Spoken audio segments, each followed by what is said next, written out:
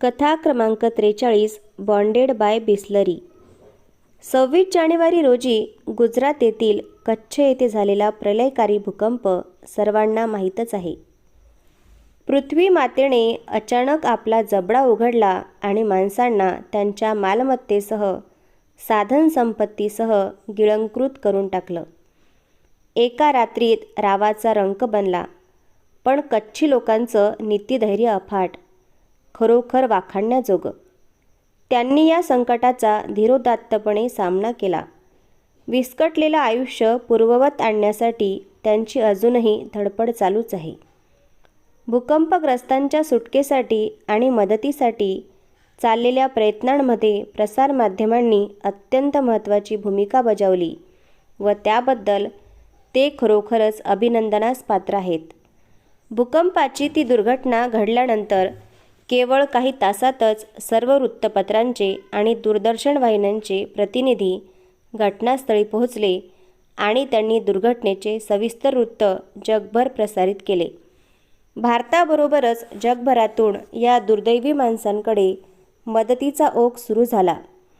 TV बातमीदारांच्या व प्रसारमाध्यमांच्या प्रतिनिधींच्या पाठोपाठ शेकडो बिगर सरकारी संस्थांचे कार्यकर्ते आणि सरकारी अधिकारी कच्छला येऊन दाखल झाले. लोकांनी आपलं उद्ध्वस्त झालेलं आयुष्य पुनश्च एकवार सावरण्याचा प्रयत्न सुरू केला. हळूहळू जीवन पूर्ववत सुरू होऊ लागलं. घटनेनंतर काही दिवसांनी मीही आपदग्रस्त भागाच्या भेटीसाठी गेले. एव्हाना प्रचाराची धूळ खाली बसली होती. त्यामुळे तेथील वास्तव, तेथील खरंखुरं जीवन पाहण्यासाठी मी गेले. अखेर भावनांचा आवेग ओसरला होता आणि सत्याला, खऱ्याखुऱ्या वास्तवाला प्राधान्य मिळू लागलं होतं. या भूकंपामुळे कच्छच्या अंतर्भागात असलेली अनेक लहान लहान खेडी, अहमदाबाद भुज या मेन रोडपासून बरीच आत असणारी खेडी उद्ध्वस्त झाली होती. बाहेरच्या लोकांना फारशा माहीत नसलेल्या या खेड्यांमध्ये भेटीला जाण्यासाठी मी निघाले होते. वाटेत माझ्या जीपचे टायर पंक्चर झाले. आता त्याची दुरुस्ती करून घेण्यात थोडा वेळ तरी मोडणार होता. त्या कामासाठी माझा ड्रायव्हर गेला. गुजरातमध्ये, विशेषतः कच्छमध्ये स्त्रियांच्या सुरक्षिततेची चिंता कधी नसते. त्यासाठी तो भाग प्रसिद्ध आहे. मी एकटीच होते. जरा कंटाळले होते. इकडे तिकडे पाहिलं तर काही छावण्या दिसल्या. निळ्या रंगाच्या प्लॅस्टिकच्या कापडाने आच्छादलेल्या त्या तात्पुरत्या उभारलेल्या छावण्या होत्या. त्या भागात राहणाऱ्या लोकांसाठी तात्पुरती घरे, शाळा आणि आरोग्य केंद्रे त्या छावण्यांमध्ये होती. नंतर मी ऐकलं की काही तंबूंमध्ये हॉटेल्स पण होती. आयुष्य धावपळीत चाललं होतं. लोक आपली दैनंदिन कामे उरकत होते. पावसाळा तोंडावर आला होता, त्यामुळे स्त्री पुरुष शेतीची कामे करत होते. किती चमत्कारिक परिस्थिती! गेल्या काही वर्षांमध्ये कच्छमध्ये पुरेसा पाऊस पडला नव्हता. पण नेमका यावर्षी चांगला पाऊस झाला होता. जोरदार पीक आलं होतं. कदाचित निसर्गाचा हा स्वतःचा न्याय असावा. एका हातानं ही निसर्ग देवता खरंच काही काढून घेते, तर दुसऱ्या हातानं त्या मोबदल्यात काहीतरी परत देते. लहान मुलं मजेत खेळत होती. मी जवळच्या एका तंबूत डोकावले. सुमारे 14 वर्षांची एक मुलगी धान्य निवडत बसली होती. बहुधा स्वयंपाकाची तयारी चालली असावी. मला पाहताच ती उठून उभी राहिली आणि हसून म्हणाली, "या ना, आत या, बसा ना." ही माणसं कशी राहत आहेत ते मला बघायचं होतं. त्यामुळे मी आत शिरले. तिने मला बसायला एक चारपाई दिली. तंबूच्या आत स्वच्छता व टापटीप दिसून येत होती. मधोमध एक साडी टांगून तंबूचे 2 भाग केले होते. त्या मुलीशी बोलल्यावर मला कळलं, त्यांचं कुटुंब कच्छमधलं नव्हतं. ती मुलगी ग्लासभर पाणी घेऊन बाहेर आली. पावसाळा असला तरी खूप गरम होत होतं. पाणी प्यावं का नाही अशा विचारात मी पडले. जरा घुटमळले. मनात खूप विचार चमकून गेले. पाणी जर स्वच्छ नसलं तर अतिसार, कावीळ इत्यादी रोगांची लागण होण्याचा धोका. पण जर पाणी प्यायला नको म्हटलं तर या बिचाऱ्या मुलीला वाईट वाटायचं. त्यामुळे मग मी तिच्या हातातून ग्लास घेतला खरा, पण पाणी प्यायले नाही. त्या मुलीला एक लहान बहीण होती, असेल साधारण 12 वर्षांची. बाजूला एक झोळी टांगली होती, त्यात एक लहान मुलगा झोपला होता. बाहेरच्या बाजूला तात्पुरतं स्वयंपाकघर उघड्यावरच थाटलेलं होतं.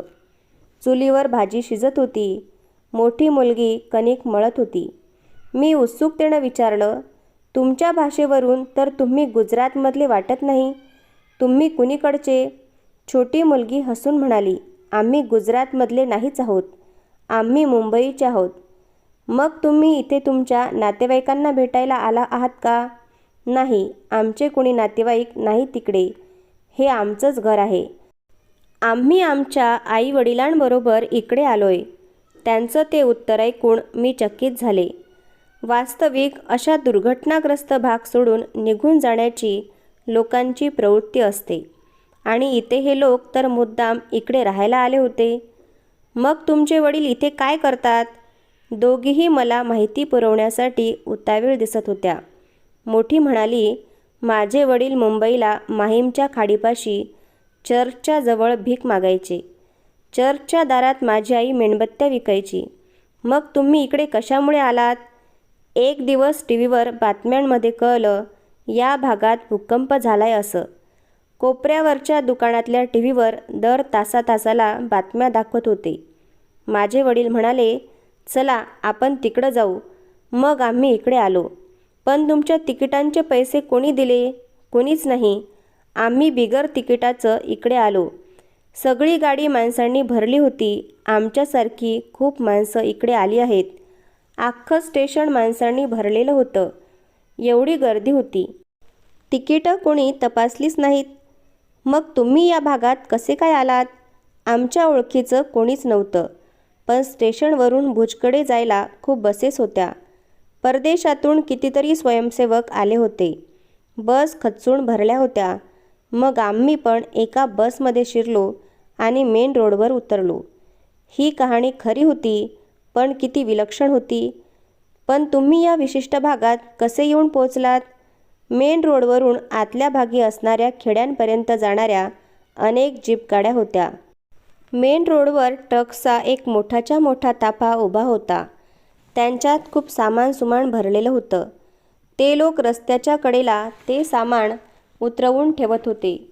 ज्या लोकांकडे काहीच नव्हतं ते त्या सामानातून आपल्याला पाहिजे त्या गोष्टी उचलून नेत होते. आम्ही पण काही गोष्टी घेतल्या. रस्त्याच्या कडेला नक्की काय काय सामान होतं? खाण्याच्या खूप गोष्टी होत्या. सफरचंद, बिस्किटांचे पुडे, कपडे, गरम पांघरुणे, आणखी खूप काही होतं. आमच्यापैकी प्रत्येकाने जमेल तेवढं घ्यावं असं आमच्या वडिलांनी सांगितलं. आम्ही भरपूर गोष्टी उचलून आणल्या. मुंबईत कधी जन्मात एवढ्या गोष्टी आम्हाला बघायला मिळाल्या नव्हत्या आणि सगळं भरपूर होतं. लहान मुलं निर्व्याज असतात. ती नेहमी खरं बोलतात. पुढे मोठी झाली की मात्र त्यांच्यात आयुष्यात असत्य चोर पावलानं शिरतं. आपण जे काही नसू ते दाखवण्यासाठी, खोटा आव आणून घमेंड मारण्यासाठी माणसं खोटं बोलतात. पण लहान मुलांच्या ठायी भरपूर आत्मविश्वास असतो. त्यामुळे त्यांना कोणतंही ढोंग करता येत नाही. त्यामुळे मुंबईच्या त्या भिकाऱ्याच्या मुलींनी तो सर्वच प्रसंग अगदी मनापासून रंगवून सांगितला, जशी काही आठवण काढत राहण्यासारखी गोष्ट असल्यासारखा. मोठी मुलगी तर याहूनही बरंच काही बोलून गेली. खूप लोक रडत होते, काही वेदनांनी तळमळत होते. कोणाची मुलं हरवली होती तर कोणाचे आईवडील. ते बघून खूप वाईट वाटत होतं. पण मदतीलासुद्धा खूप लोक धावून आले होते. डॉक्टर्स तर रात्रभर काम करत होते. काही स्वामीजी साध्या माणसांप्रमाणे कामाला लागले होते. औषधे वाटत होते. आर्मीचे लोक राहुट्या उभारण्यासाठी जमीन खणत होते. रात्रीत आणि दिवसात फरक नव्हता. श्रीमंतांच्यात आणि गरिबांच्यात फरक नव्हता. त्या मानानं आमची स्थिती खूप चांगली होती. आमचं कोणी हरवलं नव्हतं. आमचं सामानसुमान गेलं नव्हतं. कारण मुळात आमच्याकडे काहीच नव्हतं. ज्यांच्याकडे काही असतं त्यांना ते हरवण्याची भीती असते. पण ज्यांच्याकडे काहीच नसतं त्यांना कशाची भीती? माझ्या आईवडिलांनी बऱ्याच लोकांना मदत केली. कोणीतरी म्हणालं, तिकडे खेड्यात मदत करायला फारशी माणसे नाहीत. मेन रोडपासून त्या खेड्यांपर्यंत जीप गाड्यांची सारखी ये जा चालू होती. मग आम्ही एका जीपमध्ये चढलो आणि या गावात आलो. कुठली तरी संस्था बांबू तंबू उभारायचं सामान सुमान फुकट देत होती. ज्यांची घरं गेली होती त्या सगळ्यांना. आम्हालाही घर नव्हतं. मग आम्ही पण त्यांच्याकडून सामान आणलं. कधी कधी तर माझी आई एका रांगेत उभी राहायची आणि माझे वडील एका रांगेत. मग आम्हाला दुप्पट सामान मिळायचं. तुमच्याकडे काय काय आहे? खाण्याचं सामान पुष्कळ आहे. आम्ही रोज पोटभर जेवतो. काही लोकांना रांगेत उभं राहायला जमलं नव्हतं. त्यांनासुद्धा आम्ही आमच्यातलं देतो. उपाशी पोटी राहणं किती कठीण असतं ते माहीत आहे आम्हाला. तुम्ही याच ठिकाणी येऊन का बरं स्थायिक झालात? मुंबईत माझ्या वडिलांना दम्याचा त्रास होतो. त्यांना अनेकदा श्वासही घेणं कठीण व्हायचं. आमच्यावर उपाशी राहण्याची पाळी यायची. दूषित हवेमुळे तसं होतं असं कुणीतरी म्हणालं होतं. ते खरंच असावं, कारण इथे आल्यापासून त्यांची प्रकृती व्यवस्थित आहे. कारण येथील हवा दूषित नाही ना. शिवाय आता आम्ही इथे आमचं घरही बांधलंय. त्यामुळे मग आम्ही कायमचं इथे राहायचं ठरवलं. तुमचे वडील इथे काय करतात? अजूनही भीक मागतात? नाही, आता आम्ही आमच्या पायांवर उभे आहोत. जवळच्या शेतात ते मजुरी करतात. त्यांना दिवसाला 100 रुपये मिळतात. आई पण तेच काम करते. दोघांचे मिळून दुप्पट पैसे येतात. आम्ही सुखात आहोत. हा भूकंप म्हणजे आमच्या दृष्टीनं वरदानच ठरलं. मग तिने तिच्या बहिणीला चहा करून आणायला सांगितलं. बरोबर बिस्किटही आणायला सांगितली. मला कोणत्या कंपनीचा चहा आवडतो असं जरी तिनं विचारलं नसलं तरी कोणती बिस्किट आवडतात असं मात्र विचारलं. तुमच्याकडे वेगवेगळ्या प्रकारची बिस्किटं आहेत? मी आश्चर्यानं थक्क होऊन विचारलं. तिने पडदा बाजूला सारला. आतमध्ये विविध प्रकारच्या बिस्किटांचे पुडे आणि बिस्लरीच्या बाटल्यांची खोकी, भांडी-कुंडी, स्टीलच्या ट्रंका आणि कितीतरी गोष्टी होत्या. भूकंप झाला त्या दिवसापासून इथे आम्ही बरेच जण बिस्लरीचंच पाणी पितो. बहुतेक कुठून तरी परदेशातून जहाज भरून बिस्लरीच्या बाटल्या इकडे आल्या आहेत. मी तुम्हाला मगाशी प्यायला पाणी आणलं ना, ते पण बिस्लरीचंच आहे. मी ते पाणी समाधानानं प्यायलं. धन्यवाद. पुढील भाग पुढच्या व्हिडिओमध्ये.